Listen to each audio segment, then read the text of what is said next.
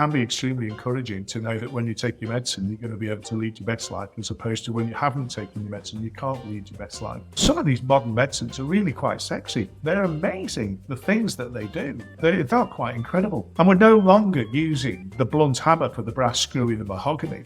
We're now using the finesse of a very well-tooled screwdriver as the tool. We should acknowledge that medication isn't for everyone, and it is a choice about how you want to manage and treat your ADHD. And indeed, medication alone won't get you to where you could lead your best life. You need a combination of therapies. Hello and welcome back to the Smart ADHD Podcast. Today we're tackling one of the most talked about and often misunderstood topics in the ADHD world, and that's medication. I'm really excited to welcome back Phil Anderton onto the show. And Phil is the founder of ADHD 360, a true advocate for improving ADHD treatment and support. With his background as a senior police officer in the UK, he saw firsthand how untreated ADHD can lead to challenges in people's lives. And now he's leading the change in providing proper diagnosis and treatment to thousands. So maybe you've wondered if ADHD medication is right for you, or you've heard conflicting opinions about it. In this episode, we're breaking down the biggest myths and getting to the reality of how medication can or sometimes doesn't work for different people. Let's get on with it right now. Hello, Phil. Welcome back to Smart ADHD. Last episode, we were talking about assessment and the process. And at the end of that process, there are lots of choices open to us because ADHD is treatable. It is treatable through medication, there's coaching, there's lots and lots of different ways looking at this. But medication is one that, I don't know, it's a thorny issue. I speak to a lot of people who are either, they think they have ADHD or they have been assessed and they do have ADHD, but they're reluctant about the whole medication thing. And I have to say, I have been in that camp as well. I'm on this journey now where I wanted to look at it in what I would say more holistic way, but now I realize actually medication is something I want to pursue now. Why medication? How does it actually help? What's going on here? The first thing is we should acknowledge that medication isn't for everyone, and it is a choice about how you want to manage and treat your ADHD. And although we are going to talk extensively about medicine today, I wouldn't want anyone to think that's the only thing you can do to help you with your knowledge that you've got ADHD and to improve the quality of your life. There are other things. And indeed, medication alone won't get you to where you could lead your best life. You need a combination of therapies and ADHD meds. But the focus on this is ADHD meds. And you asked me the question there quite subtly, why medication? And the answer is because that's what works. Medication works. And we should not be frightened of it. We should not be fearful. We should actually embrace the fact that if we take paracetamol for a headache, why would we not take a medication to help us overcome the deficits of ADHD? It's that simple in its argument. So the answer is, especially when combined with scaffolding and other therapeutical interventions, ADHD medicines work. And that's the answer that starts off the conversation really, Ian. Yeah. And so how does it work? What's going on? Because people listening may or may not know I'm not an expert on this, but as far as I know, there are two types. There's stimulant medication and there's non-stimulant medication. That seems strange to a lot of people, I think, because ADHD, your mind is already buzzing around. You've got lacking that focus often. How does giving stimulant medication actually help you focus? And what's the difference between stimulant and non-stimulant medication here? So we teach this at our academy. Every month we run an academy for clinicians. And there's a whole afternoon there, minimum, if not a whole day. In 5 minutes, I can't justify the whole science piece.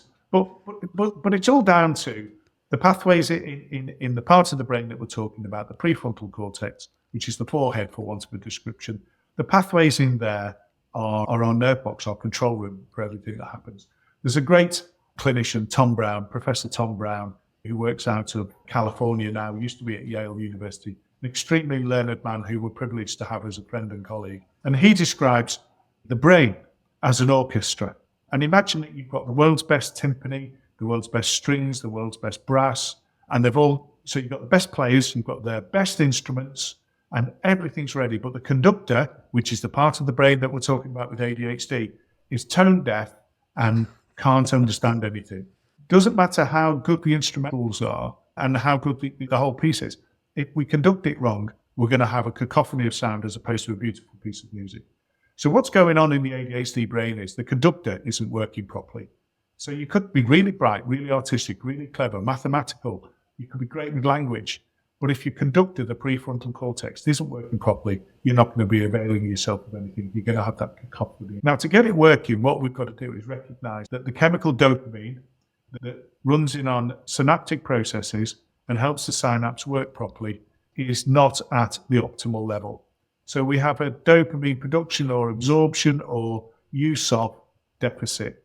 And we need to stimulate that production of dopamine and the use of dopamine to the right levels to be truly effective. That's what the medicine does. Now, the counterintuitive part of that argument, Ian, is that if the part of the process that we're stimulating is the one that says, you need a filter here, you need to slow down here, Ian, it's time to yank the handbrake, you're just about to say something that's inappropriate, and the dopamine is not allowing that filter to work properly, we have to stimulate that dopamine production so you can yank the handbrake properly. And that's where it becomes counterintuitive. How can stimulating a blabbermouth slow them down? And it's because it gives you the inability to automatically have the handbrake and the filter. Stimulant medication is doing just that. It's making sure that we're getting the best dopamine levels, using them appropriately, so we can actually function in a way that is more acceptable, easier to live, easier to run, easier to be. And that's why we would have stimulant medication, to stimulate someone that might be hyperactive. Counterintuitive, I accept, but that's where it works and that's what it does. And then the second part of your question is, why would you have non-stimulants? The non-stimulant medicines, they came about in the last 15 years, really, where some people can't tolerate stimulant medication. So what are the alternatives? And there are two main alternatives in the UK. And they attempt to do what we're trying to achieve in a different way. They're harder to use. They're not as instantly efficacious as a stimulant medication, but they really do have a place. And it's the clinician's responsibility to work out the best solution for the patient. And to ram it and ramble on even more about it, the art of the assessment is often the part that is focused on with an ADHD treatment plan. But I would argue that it's the art of the pharmacology, which is where we make the bigger difference and we need the greater skill set. The assessment has to be done appropriately, and we talked about that in the last podcast. But the medication needs a pharmacology level of expertise. There are so many different medications to choose from. Which one do you start with? Which one do you switch to if that's not working? What's going to be the optimal dose? How do you find the optimal dose? How do you work with the patient to make sure the side effects are tolerable? So on and so on. That's the complexity. And that's where I think specialist knowledge really comes to the fore. That makes sense, because we're all different. We're going to have a different experience with different medication. I love those analogies. I've never heard it described that way. That is so helpful. And also as a professional musician, the orchestra with the conductor who's tone deaf went down well with me. So I want to ask you a series of questions that a lot of people have asked when it comes to medication, or these are concerns that people have had. Some of them are concerns that I've had. Some of them are ones that other people have had as well, but they're common questions. And maybe one of the big ones is, we've already covered stimulants, but some people will say, aren't they like amphetamines? These are drugs that in most countries in the world are banned. Surely that's not a good idea to take those. And obviously we know that the answer, you've already kind of answered that, but if somebody came to a clinic and had those concerns, what would you say to them about that? Some great questions there straight away, Ian. They are the pertinent questions, and it's good to get into the detail. The meeting I had before we recorded our first podcast together was with a young lady, 40-year-old young lady, who was struggling with her ADHD, and through impulse and opportunity took cocaine. And she found that the cocaine was actually slowing her down, giving her that handbrake and allowing the orchestra to play melodic tunes, because the cocaine was altering the dopamine in her prefrontal cortex and doing the job that medicine would do. Straight away, we can see a parallel between unlawful substances and what we're trying to achieve. So yes, amphetamine is an unlawful and very dangerous drug. And when taken on the streets at varying strengths, various doses, we're in the territory of unlawful behaviour but very dangerous behavior.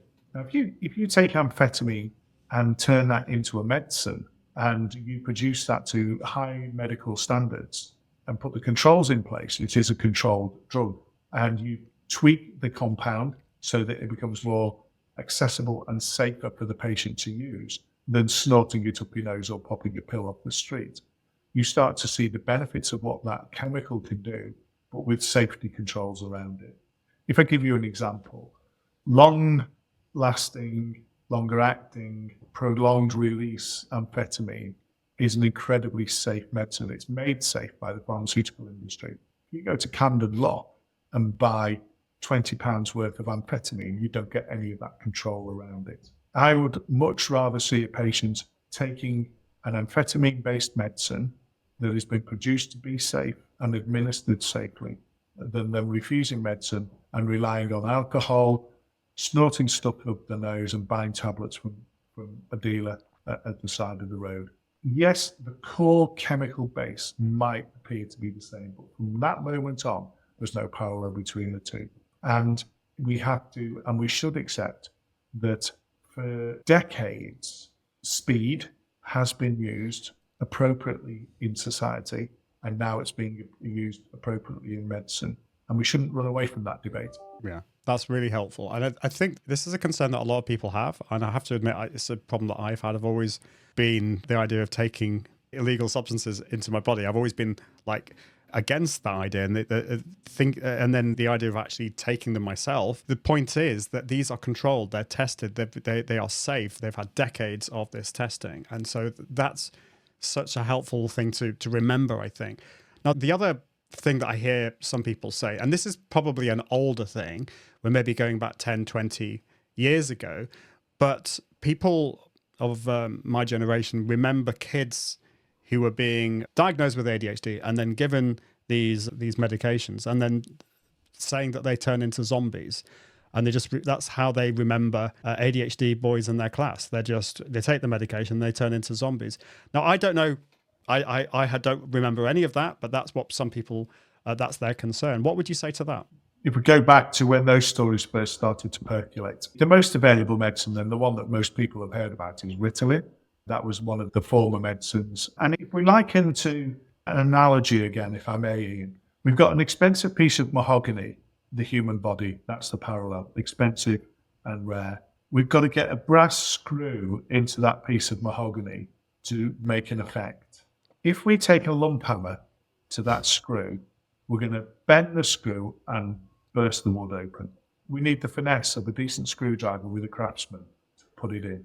The medicine's the screw, the mahogany is the human body, and the lump hammer is 20 years ago Ritalin.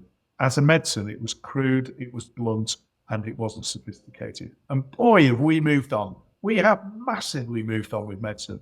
I use the expression, and people always raise their eyebrows and have a giggle at me, but some of these modern medicines are really quite sexy. They're amazing, the things that they do. They are quite incredible.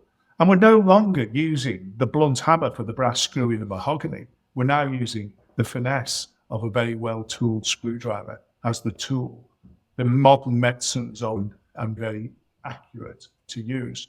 So if the patient responds with a dulling down of things that is not acceptable to either that patient, their family, and friends and peers, then we would change either the medication or the dose and fine-tune things. You can do that if you're using an appropriate screwdriver on your brass screw. You can't do that if you've smacked it with a lump hammer. And the beauty of pharmacology comes back to the science of pharmacology is different doses, different types of medicine, different delivery mechanisms of that medicine even. Some of the medicines, that the other group, we discussed amphetamines earlier, the other group is the methylphenidate group, and Ritalin is a methylphenidate medicine. But there's one medicine that gives you 50% of your medicine in the morning and 50% in the afternoon, just by swallowing a pill the size of a Tic Tac. That's sophistication. There's another one, same size, delivering the same drug, that gives you some instantly, 22% first off, 78% later on in the day. And you adjust what you need around the patient's requirements and the patient's needs. And that is a completely different scenario to the lump hammer that we had 22 years ago. And the finesse that we need to articulate with the use of the screwdriver is the clinical expertise. And we no longer see that inappropriate dullness, the flattening to a point that is, to use that word that you used, zombified. We don't get that anymore because we've got appropriate medicines, much more sophisticated medicines, and we've got highly trained clinicians using them, which puts us in the business of having a really great carpenter with a really great set of screwdrivers, representing that, how we put that brass screw into the expensive piece of mahogany. It's a different world to the lump hammer world of 22 years ago. That's exciting. I hadn't realized how much of a transition we've had in that world. And I know the answer to this question, but it's a common question that people ask. It's a concern that people have, is if I take ADHD medication, isn't that going to change my personality? Isn't it going to take away all the positive things about my ADHD, like, for example, my divergent thinking, my wacky sense of humor, all those kind of things? What would you say to that? It does. We've done something wrong. What we've got to do is give you the ability to yank your handbrake and focus on the things you want to focus on. If we change your spirit and change who you are, we might not be getting everything right. But there is a consideration in there that we have to think about. You talk about your divergent thinking, your inability to impulsively do things, but if we can retain that and make that an appropriate set of decision making and give you control and focus, we're doing the right thing. And what we never want to do in a clinical setting is even attempt to change who you are. What we need to do is give you back the freedom to be who you are in the most positive way. The patient I spoke to earlier this morning could never organise getting her son out of the door, to the point where a 2.5-year-old son would say to her at the front door, "Have you got your mobile phone, Mum?" Now, that's not a positive place to be as a human being. Now she's in treatment. She's setting out his clothes on a Sunday evening for the whole week. She's still the spirited, loving, caring person she was, but she's more organised and she's no longer forgetting her phone. Yeah, we could turn you into something that you don't want to be, but that's incorrect. That's not good medicine. That's not a good set of relationship and processes with you, the clinician, and yourself. So what we've got to do is work out what your goals for treatment are and achieve those goals with you. That makes sense. So we're getting towards the end. I've got a few more questions that I want to ask you. These are concerns that people have. One of them is, aren't they addictive? We're going back to these are kind of amphetamines, these are addictive drugs. So how would you address that? So the medication is not addictive. The medication doesn't cause addiction. It can be extremely encouraging to know that when you take your medicine, you're going to be able to lead your best life, as opposed to when you haven't taken your medicine, you can't lead your best life. So that in itself is something that could be translated as addiction, but being encouraged and motivated to be the best person you can be is a very positive place to be. So instead of seeing addiction as a negative, the medicines aren't addictive, but those changes, those positive changes we can make for people is both encouraging and rewarding. So we would hope that when we take our medicine for ADHD, we are encouraged to want it and need it. And that's slightly different emphasis to being addicted. That makes sense. How about the concern that I don't want to rely on medication for the rest of my life? I sit in front of you today as a 60-year-old with hypertension and diabetes, and I have to rely on medication for the rest of my life to function. And I honestly, when I went into taking hypertension medicine for the first time at the age of 40, I didn't tell anyone. I was ashamed that I was no longer a fully functioning human being, that I could no longer get through life safely without medicine. And I didn't want to discuss it with anyone. That's natural. That's who we are. But we have to recognize we can't get through life. Very few people get through life without medicine to help them along the way. The human body is so sophisticated. We need to give it a nudge and a tweak now and again. And I take medicine for my hypertension and I take medicine for my diabetes every day. And I won't be a fully functioning adult if I don't. And we have to draw those parallels. We just have to accept that as we go through life, we need something. It's like putting oil in your car. You need to service yourself, and you need to actually make sure you're going to run properly. That's a good point. How about the concern that some people say they wear off over time? So you might be great for the first 2 or 3 months on medication, but then after that, the change or the advantage of taking them isn't as great. Is there any truth in that? None whatsoever. It's hilarious, actually, because what happens is the patient becomes very used to their new normal. and therefore can't relate back to how it was before, maybe the chaos or the lack of function, lack of focus, the inability to retain relationships, friendships, all those things that brought them to the door in the first place. So what we often say to the patient who reflects back is, there's two things we can do.